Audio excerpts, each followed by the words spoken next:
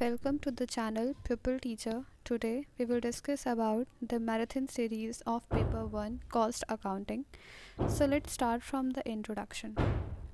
In the beginning the scope of accounting was limited of to keeping of records of business transactions and to profit and loss account from the view of financial results and balance sheet. Starting में जो cost accounting है उसका scope बहुत limited था records को रखने में, business transactions के और प्रॉफिट एंड लॉस अकाउंट को मेंटेन करने में। हमने देखा in the system profit analysis जो था वो एक मेन क्राइटेरिया था मेजर करने के लिए एफिशिएंसी ऑफ एंटरप्राइजेस।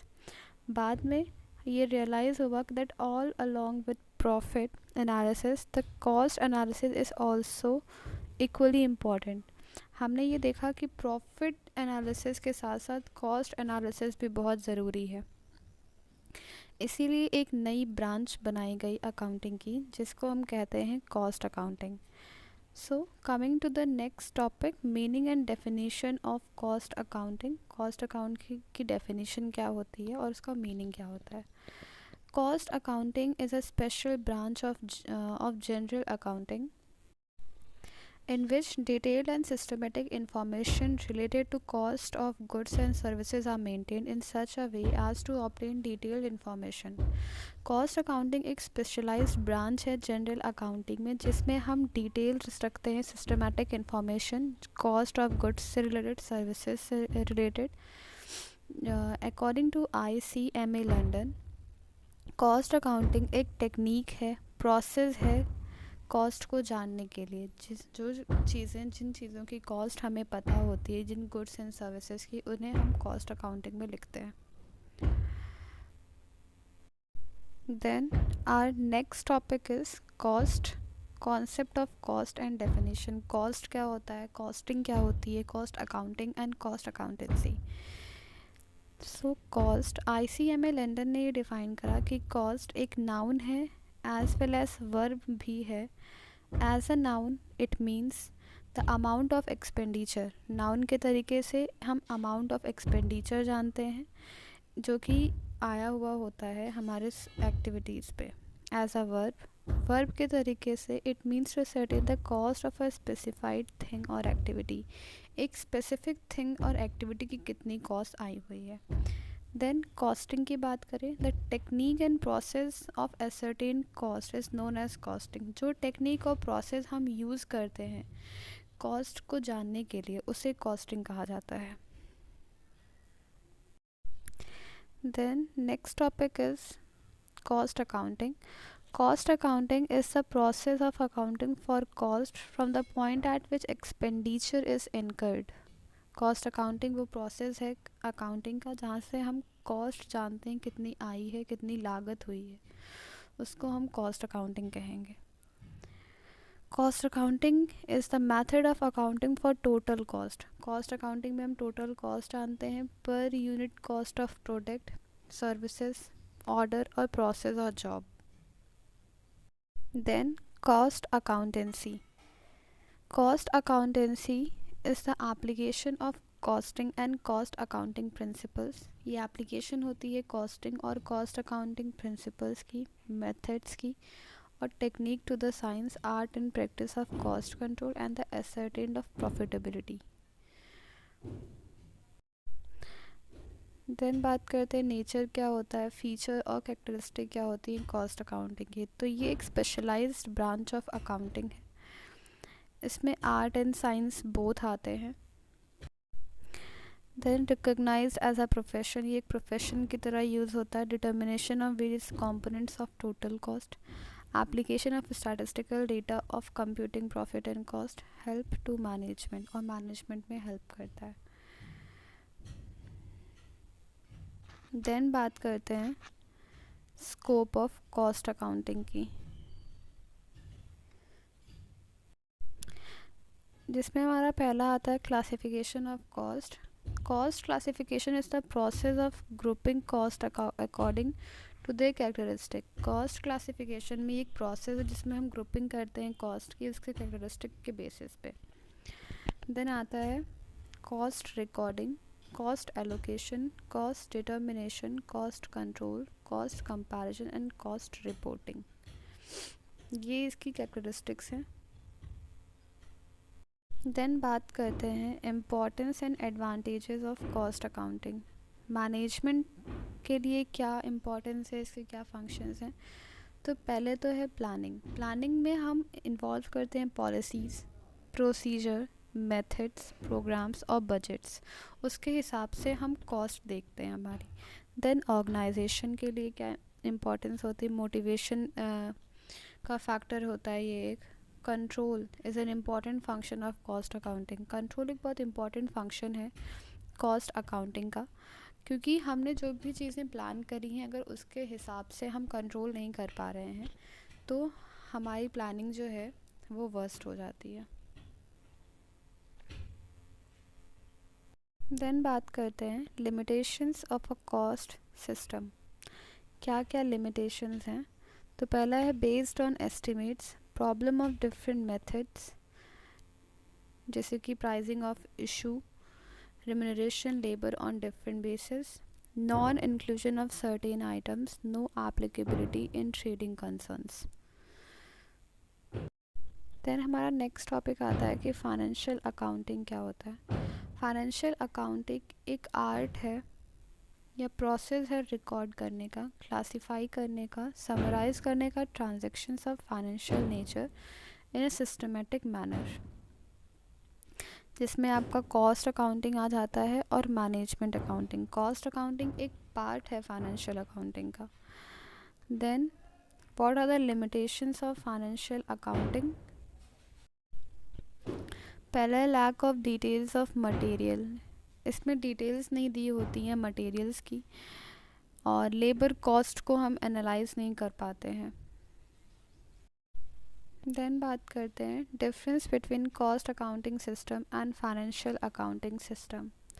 पहला है need of account, in accounts की ज़रूरत क्यों पड़ती है। Cost accounting kept by business engaged either in manufacturing or in rendering services whether the cost per unit is to be ascertained। ये businesses रखते हैं businessmans अपने पास कि मैन्युफैक्चरिंग की कॉस्ट जान सकें कितनी आई है पर यूनिट। और फाइनेंशियल अकाउंटिंग की ज़रूरत पड़ती है कि kept by all types of businesses, ये हर एक बिजनेस एंटिटी अपने पास रखता है चाहे वो बड़ा हो या छोटा, कि वो ट्रेडिंग मैन्युफैक्चरिंग अपना प्रॉफिट और लॉस जान सकें।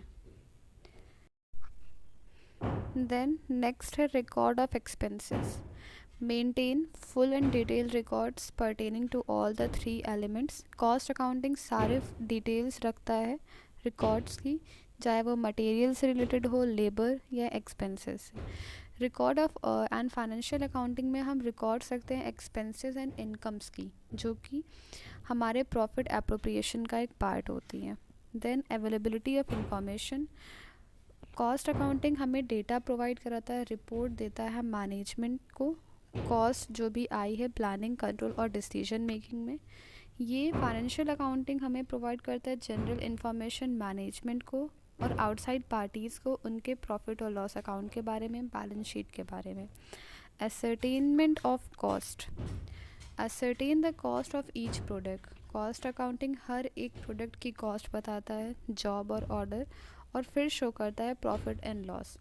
ये शो नहीं करता है प्रॉफिट और लॉस हर एक प्रोडक्ट, जॉब और ऑर्डर का individually. Period of information. Cost accounting provide करता है इंफॉर्मेशन मैनेजमेंट को और desired daily, weekly, monthly and quarterly. Financial accounting provide करता है operating net result of financial position, estimate versus actual. Cost accounting calculate करता है cost, indirect expenses जो कि इंक्लूड होते हैं एस्टिमेशन में। एंड फाइनेंशियल अकाउंटिंग हमें एक हिस्टोरिकल कॉस्ट बताता है जो कि जिसमें हमारे एक्सपेंसेस जो होते हैं वो इंक्लूड होते हैं। Focus area. Greater control is exercise on material and stores, labours and overhead. Cost accounting में ज़्यादातर हम ध्यान देते हैं मटेरियल्स पे, स्टोर्स पे, लेबर और ओवरहेड पे, और इसमें ग्रेटर एम्फोसिस फाइनेंशियल पोजीशन पे होता है, ना कि मटेरियल, लेबर्स और ओवरहेड्स पे। देन हमारा नेक्स्ट पार्ट आता है कि कॉस्ट के एलिमेंट्स क्या होते हैं। तो पहला एलिमेंट है कॉस्ट का material cost. Material cost is the cost of material of any nature used for the purpose of production of a product or a service. Material cost है material की जो कि यूज़ हुआ है प्रोडक्शन के process में और सर्विस में. मटेरियल कॉस्ट जो है वो दो तरीके की होती हैं, डायरेक्ट मटेरियल कॉस्ट और indirect material cost. Direct material cost वो होती है जो कि डायरेक्टली लग रही होती है प्रोडक्शन प्रोसेस में. देन नेक्स्ट है हमारा labour cost. Labour cost means the payments made to the employees. Labour cost वो कॉस्ट होती है जो कि हम एम्प्लॉयज़ को देते हैं जो हमारे लिए काम करते हैं, परमानेंट हो या टेम्प्रेरी हो, अपनी सर्विसेज को लेकर. दो तरीके की कॉस्ट होती हैं, एक डायरेक्ट लेबर कॉस्ट और एक इनडायरेक्ट लेबर कॉस्ट. बात करते हैं मटेरियल कॉस्ट अकाउंटिंग की. तो advocate in proper control of materials and supplies, work in process and finish goods inventory from the time production is planned until goods are sold and shipped is an important feature of a cost accounting system. Material costing में हम सबसे पहले पढ़ते हैं कि economic order quantity क्या होता है. ये एक इम्पॉर्टेंट ऑब्जेक्टिव है इन्वेंट्री कंट्रोल का जो कि मिनिमाइज़ करता है कॉस्ट ऑफ इन्वेंट्री को, और पर्पस जो है उसके बहुत सारे एस्पेक्ट्स और लेवल्स पे ज़रूरी होता है. जो इकोनॉमिक ऑर्डर क्वांटिटी को हम इकोनॉमिक लॉट साइज भी कहते हैं. इसका फॉर्मूला होता है √2AO अपॉन C. सो यहाँ पे एक इलस्ट्रेशन है. The annual demand of an item is 3200 units. जो एनुअल डिमांड है एक आइटम के लिए वो है 3200 यूनिट्स. यूनिट कॉस्ट 6 रुपीज़ है और inventory carrying cost 25 per annum है. कॉस्ट ऑफ एन ऑर्डर है 150 और हमें EOQ निकालना है और number of order per year निकालना है. EOQ का जो फॉर्मूला होता है वो √2AO अपॉन C होता है. A हमारा एनुअल डिमांड होता है, O हमारा ऑर्डर कॉस्ट, C हमारा कैरिंग कॉस्ट होती है. देन हम उसको फॉर्मूले में पुट करते हैं और हमारी इकोनॉमिक ऑर्डर क्वांटिटी आ जाती है. और अगर हम बात करें कि number of orders per year कैसे निकालते हैं तो वो हमारा एनुअल कंजम्पशन अपॉन EOQ. ये कुछ इम्पॉर्टेंट फार्मूलाज हैं मटेरियल कॉस्टिंग के रिगार्डिंग. तो पहला आता है मिनिमम स्टॉक लेवल. तो मिनिमम स्टॉक लेवल हमारा reorder level minus average lead time into average consumption होता है. Minimum stock level reorder level plus reorder quantity minus minimum lead time into minimum consumption. Then average stock level maximum stock level और minimum stock level को add करके divide by 2 करते हैं तो average stock level आ जाता है. Then reorder level maximum reorder period into maximum consumption और normal usage into average delivery time plus minimum stock level. Danger level minimum consumption into emergency lead time. Then बात करते हैं economic order quantity.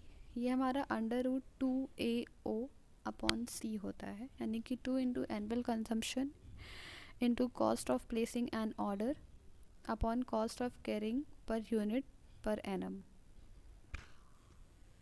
आता है inventory turnover ratio material consumed upon average inventory. Inventory turnover period 365 divide by inventory turnover ratio. Safety stock annual demand divide by 365 into maximum lead time minus average lead time.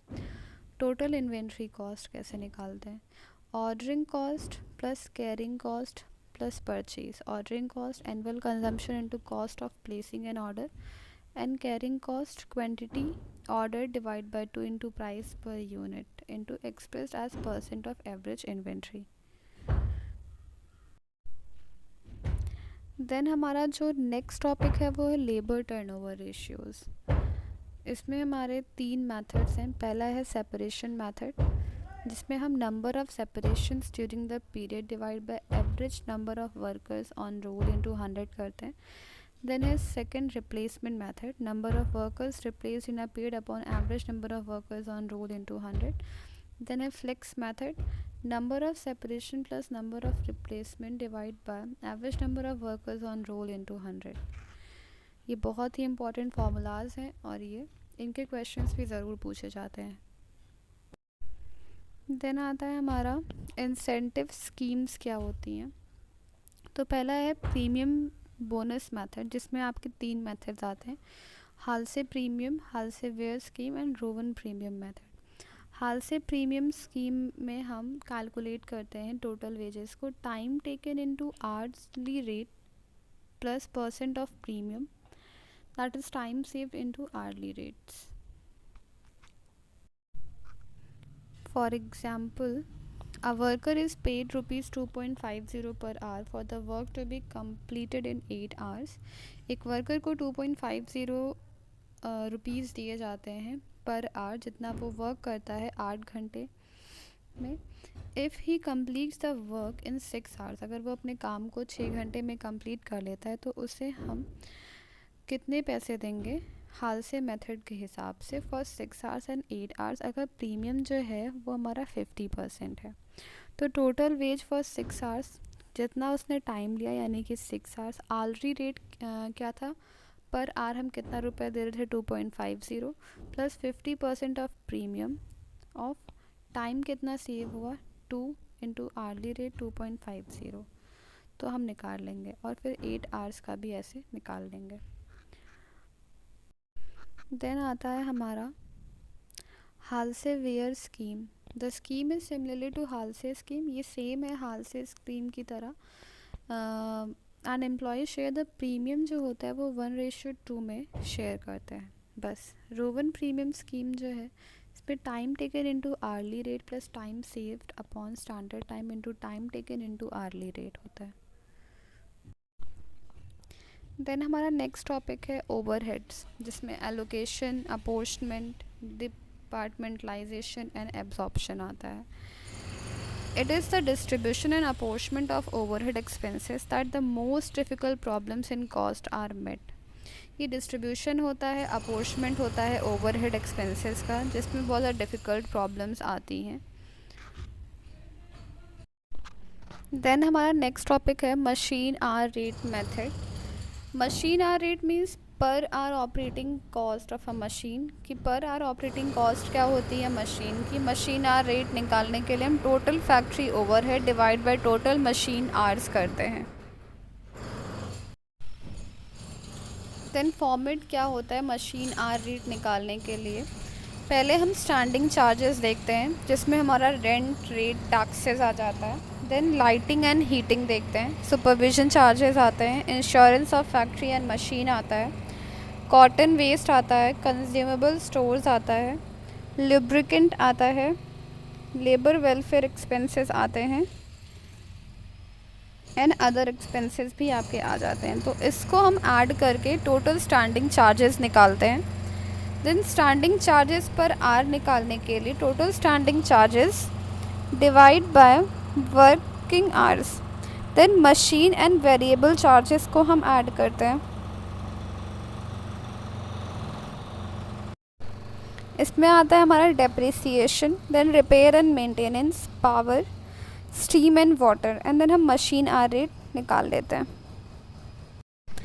For example यहाँ पे एक illustration दिया हुआ है कि compute machine hour rate from the following information.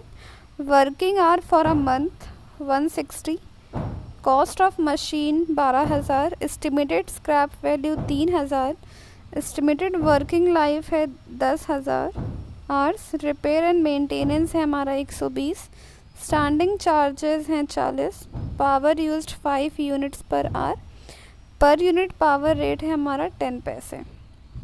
So let's see कि हम इसे कैसे करेंगे. तो पहले हम स्टैंडिंग चार्जेस लिखेंगे, देन मशीन एक्सपेंसेस आएगा हमारा, जिसमें depreciation, repair and maintenance and power आएगा. उस कैलकुलेशन करके हम निकालेंगे. खाली आपको जो भी फॉर्मेट है उसमें पुट करना है इन चीज़ों को. देन हमारा आता है यूनिट और आउटपुट कॉस्टिंग. ये कॉस्ट शीट है बेसिकली, और इसमें न्यूमेरिकल क्वेश्चंस पूछे जाते हैं. Singular output cost system is used in business where a standard product is turned out and it is desired to find out the cost of a basic unit of production.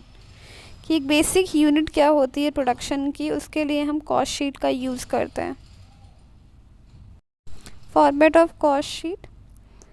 Direct material लिखते हैं, direct wages, direct expenses और हमारा prime cost है आ जाता है. Then हम work overhead लिखते हैं तो हमारा वर्क कॉस्ट आता है. देन ऑफिस ओवरहेड लिखते हैं तो कॉस्ट ऑफ प्रोडक्शन. फिर सेल्स एंड डिस्ट्रीब्यूशन एक्सपेंसेस करेंगे तो टोटल कॉस्ट आ जाती है हमारी. देन हमारा फॉर्मेट है कॉस्ट शीट का. अगर हमें प्रॉफिट के साथ निकालना है तो पहले हम opening stock of direct raw material लिखते हैं जिसमें हम ऐड करते हैं purchase during the year, incidental expenses regarding purchases like carriage, freight, octroi, custom duty etcetera. Less करते हैं closing stock of direct raw material, defective material return, residue of use in other products, cost of direct raw material consumed, direct wages, labours charges और productive wages and direct expenses. तो हमारी आ जाती है prime cost. फिर हम add करते हैं factory overheads, work overhead, factory on cost और work on cost, then indirect wages, unproductive labour. Then आता है fuel, power, coal, light and water, जितने भी हमारे फैक्ट्री ओवरहेड्स आते हैं. देन ऐड करते हैं opening stock of work in progress, closing stock of work in progress, additional overburden. Less करते हैं सेल ऑफ स्क्रैप तो हमारा फैक्ट्री और वर्क कॉस्ट आ जाती है. देन ऐड करते हैं office and administration overhead. Office and administrative overhead में हमारा legal expenses, office expenses, office salary, office lighting, administrative expenses, जितने भी एक्सपेंसेस हमारे ऑफिस और एडमिनिस्ट्रेशन के रिगार्डिंग होते हैं. देन हम फॉर्मेट देखते हैं कॉस्ट शीट का with the statement of profit. तो पहले हम देखते हैं कि raw material consumed, then direct labour and wages, direct expenses लिखते हैं और प्राइम कॉस्ट निकाल लेते हैं. फिर फैक्ट्री एंड वर्क ओवरहेड में हम factory expenses, light, rent of factory and productive wages को लिखते हैं और फैक्ट्री और वर्क कॉस्ट निकालते हैं. Then office and administrative overheads को लिख के हम कॉस्ट ऑफ प्रोडक्शन निकाल लेते हैं. एक सिंपल सा एग्जांपल है कि एक फैक्ट्री है जहाँ पे 1000 यूनिट्स प्रोड्यूस होती हैं. प्रोडक्ट एक्स की मैन्युफैक्चर होती है मंथ अप्रैल में और आपको नीचे डिटेल्स दी हुई हैं और हमें कॉस्ट शीट प्रिपेयर करनी है. तो पहले हम लिखेंगे रॉ मटेरियल्स 60,000, ऐड करेंगे डायरेक्ट लेबर 30,000 और डायरेक्ट एक्सपेंसेस 10,000. इन तीनों को ऐड करेंगे तो हमारा प्राइम कॉस्ट आ जाएगा. देन उसके बाद फैक्ट्री ओवरहेड ऐड करेंगे तो फैक्ट्री कॉस्ट आ जाएगी. ऑफिस ओवरहेड को ऐड करेंगे तो कॉस्ट ऑफ प्रोडक्शन आ जाएगी और सेलिंग ओवरहेड को ऐड करेंगे तो हमारी टोटल कॉस्ट आ जाएगी. देन हमारा नेक्स्ट जो टॉपिक है वो है यूनिट और आउटपुट कॉस्टिंग सेकेंड.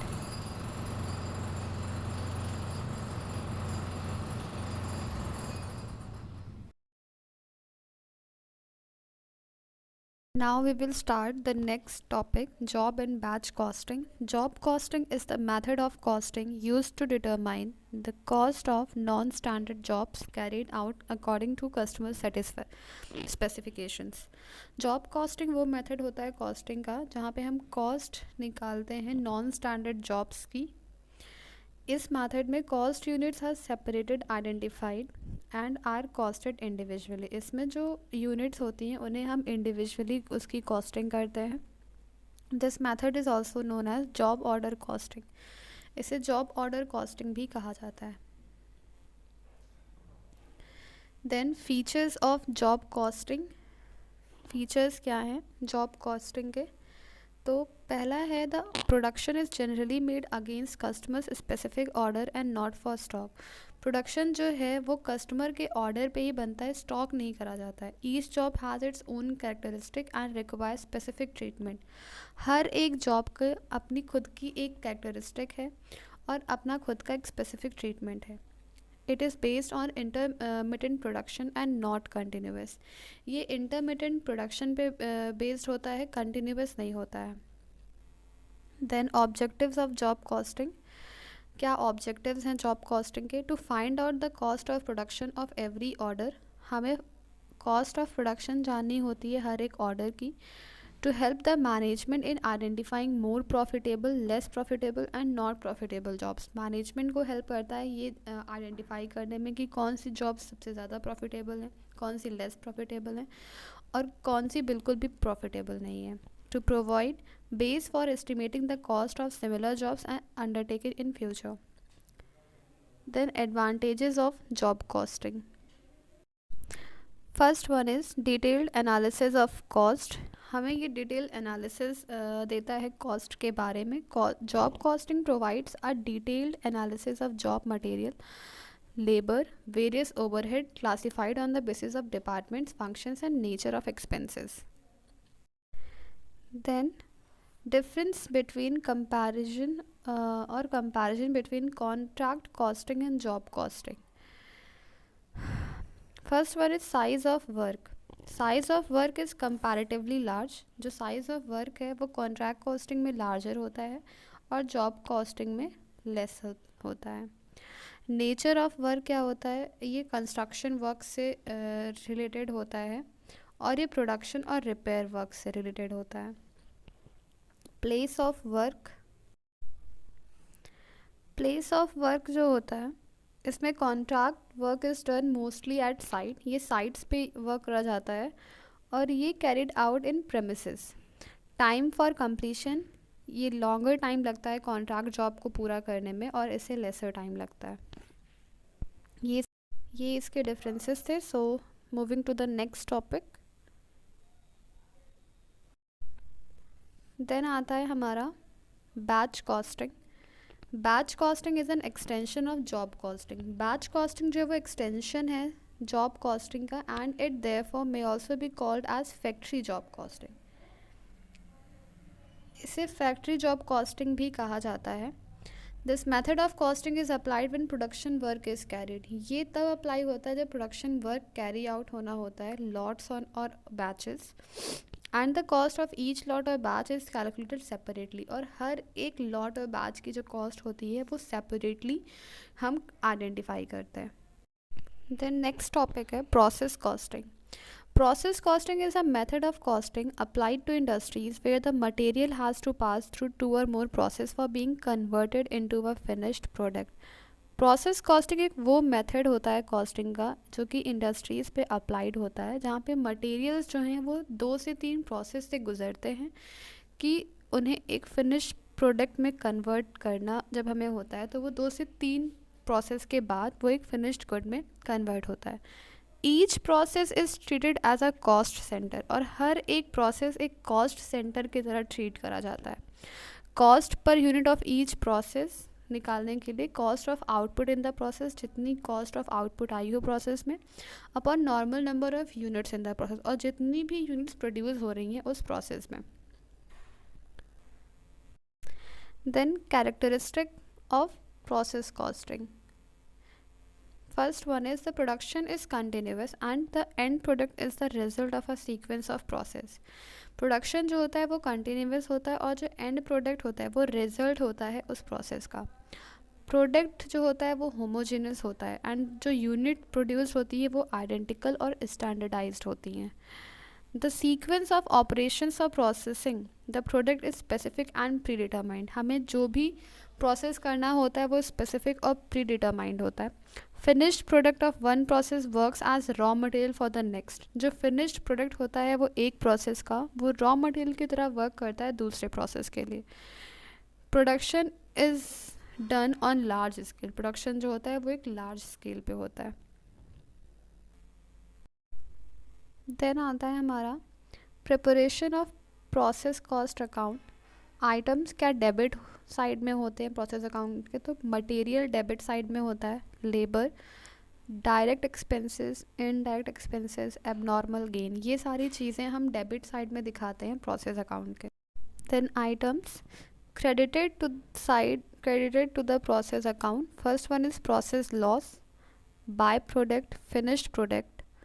ये सारी चीज़ें हम क्रेडिट साइड दिखाते हैं प्रोसेस अकाउंट के.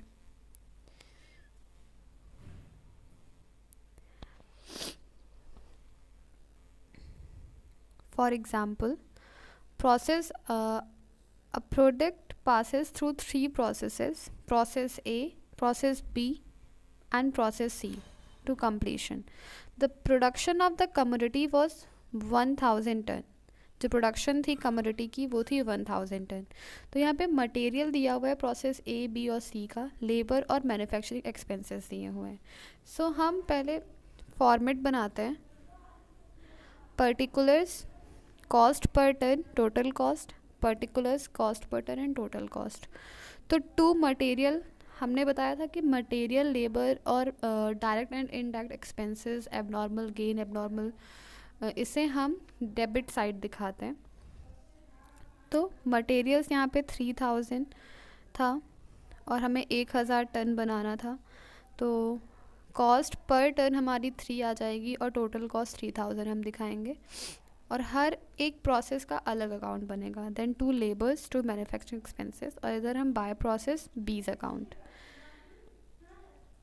तो ये इस तरीके से हमारा प्रोसेस अकाउंट बनता है. Then next topic is reconciliation of cost and financial accounts. Meaning of reconciliation. According to H.J. Weldon, where accounts are maintained in the integral account system, there are no separate cost account. Integral account system के हिसाब से यहाँ पे कोई भी separate cost account नहीं बनता है. जो problem of reconciliation does not occur. तो प्रॉब्लम ऑफ रिकन्सिलेशन नहीं अकर होती है. Where there is a financial accounting system and a separate cost accounting system, it is impact with the cost account be reconciled. जहाँ पे separate cost accounting system और financial accounting system होते हैं वहाँ पे हमें उसे फिर से रिकनसाइल करना पड़ता है. Causes for the difference between the result of cost account and the financial account. क्या क्या डिफरेंस होते हैं कॉस्ट अकाउंट और फाइनेंशियल अकाउंट्स में. So first one is difference in overhead or underhead of over absorption of overhead expenses. Then difference basis of valuation of inventory. Then next topic is cost volume profit analysis, जिसमें हमारा break even point, PV ratios, contribution कैसे निकालते हैं, हम ये सारी चीज़ें देखते हैं. तो बेसिकली ये एक न्यूमेरिकल पोर्शन है. सो we'll start. Important formulas. So first one is contribution. Contribution कैसे निकालते हैं. तो कंट्रीब्यूशन निकालने के लिए हम सेल्स माइनस वेरिएबल कॉस्ट करते हैं. आपकी जो भी टोटल सेल आई है आप उसमें से वेरिएबल कॉस्ट माइनस करेंगे तो कंट्रीब्यूशन आ जाएगा. इसको निकालने के और भी बहुत सारे फार्मूलाज हैं, जैसे fixed cost plus minus profit loss, sales into PV ratio, और कंट्रीब्यूशन पर यूनिट अगर हमें निकालना है तो sales per unit minus variable cost per unit करते हैं. Then PV ratio. PV ratio निकालने के लिए हम sales minus variable cost that is contribution upon sales into 100 करते हैं. Fixed cost plus profit upon sales into 100 करते हैं. And then 1 minus variable cost ratio का भी फॉर्मूला लगा सकते हो आप. और अगर हमें 2 साल का डेटा दिया हुआ हो और हमें पीवी रेशियो निकालना हो तो हम change in profit upon change in sales into 100 करते हैं. अगर हमें मार्जिन ऑफ सेफ्टी और प्रॉफिट दिया है और पीवी रेशियो निकालना है तो हम profit upon margin of safety into 100 करते हैं. If fixed cost and BEP is given then we use the formula fixed cost upon BEP into 100. To find out BEP, break even point, then we use fixed cost into sales upon contribution, fixed cost upon PV ratio, sales minus margin of safety, fixed cost upon contribution per unit, BEP upon sales per unit, and BEP unit निकालने के लिए sales unit minus margin of safety per unit करते हैं. Margin of safety निकालने के लिए हम sales minus BEP करते हैं, profit upon PV ratio, sale minus BEP, profit upon contribution per unit, और एमओएस अपॉन सेल्स इनटू 100 करते हैं. सेल फॉर डिज़ायर्ड प्रॉफिट निकालने के लिए fixed cost plus profit upon contribution into sales, fixed cost plus profit upon PV ratio, fixed cost plus profit upon contribution per unit, fixed cost into sales per unit upon contribution per unit minus profit per unit, fixed cost upon contribution per unit minus profit per unit. Then profit on sale निकालने के लिए हम profit equals to sales minus fixed cost plus variable cost करते हैं, sales into PV ratio minus fixed cost करते हैं, profit equals to MOS into PV ratio और sales in units into contribution per unit minus fixed cost. Fixed cost निकालने के लिए sales minus variable cost plus profit, sales into PV ratio minus profit. Variable और marginal cost निकालने के लिए sales into 1 minus PV ratio करते हैं। Capacity of BEP निकालने के लिए बीईपी अपॉन कैपेसिटी इंटू 100 करते हैं और बीई रेशियो निकालने के लिए BEP upon actual sales into 100 करते हैं। सो ये बहुत इंपॉर्टेंट फार्मूलाज हैं और अगर आप इन्हें लर्न कर लेते हैं तो आप बहुत अच्छे से नॉर्मली क्वेश्चंस को कर सकते हैं। फॉर एग्जाम्पल इस क्वेश्चन में दिया हुआ है कि calculate contribution from the following data, जहाँ पे हमें सेल्स 150,000 दिया हुआ है, पीवी रेशियो 40% दिया हुआ है। तो कंट्रीब्यूशन का फॉर्मूला होता है सेल्स इंटू पीवी रेशियो। तो सेल्स 150,000 इंटू पीवी रेशियो 40/100 तो 60,000 आ जाएगा। देन दिया है फिक्स्ड कॉस्ट 40,000 एंड प्रॉफिट 30,000। एक फॉर्मूला और होता है कंट्रीब्यूशन का, fixed cost plus minus profit loss. तो 40,000 माइनस 30,000 करेंगे तो कंट्रीब्यूशन आ जाएगा। Then fixed cost 50,000 and loss 20,000। So यहाँ से भी हम निकाल सकते हैं। देन इसमें हमें पीवी रेशियो निकालना है। यहाँ पे सेल्स हमें 80,000 दिया हुआ है और वेरिएबल कॉस्ट 60,000 दिया हुआ है। सो आप पहले ये सोचेंगे कि इसमें से हम कौन सा फॉर्मूला लगा सकते हैं। सेल्स और वेरिएबल कॉस्ट ही हमें गिवन है, तो हम यहाँ से पहले कंट्रीब्यूशन निकालेंगे। कंट्रीब्यूशन हमारा सेल्स माइनस वेरिएबल कॉस्ट होता है। एंड देन हम पीवी रेशियो का फॉर्मूला जानते हैं, that contribution upon sales into 100। So यहाँ से हम पहले पीवी रेशियो निकाल लेंगे। एंड देन सेकेंड हमारा जिसमें सेल्स है 1 lakh, fixed cost 30,000 and profit given है। तो हम जानते हैं fixed cost plus profit upon sales into 100 भी पीवी रेशियो का ही फॉर्मूला है। तो इस तरीके से हम फार्मूलाज पे पुट करके क्वेश्चंस को सॉल्व कर लेते हैं। तो यहाँ पे हमने देखा कि हम कैलकुलेट कैसे करते हैं ब्रेक इवन पॉइंट एनालिसिस को। BEP fixed cost upon PV ratio होता है हमारा। एंड यहाँ पे फार्मूलाज दिए हुए जो कि मैंने अभी आपको आगे बताए थे, सेम फार्मूलाज यहाँ पे भी गिवन है। देन हमारा लास्ट टॉपिक है calculation of sales for desired profit. हम सेल कैसे निकालेंगे डिज़ायर्ड प्रॉफिट के लिए। तो fixed cost plus desired profit upon contribution into sales, fixed cost plus desired profit upon PV ratio, fixed cost plus desired profit upon contribution per unit.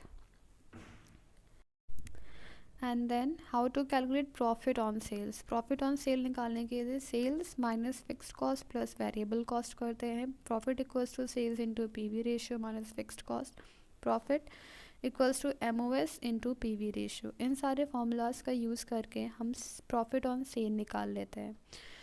So here by this video ends. Thank you.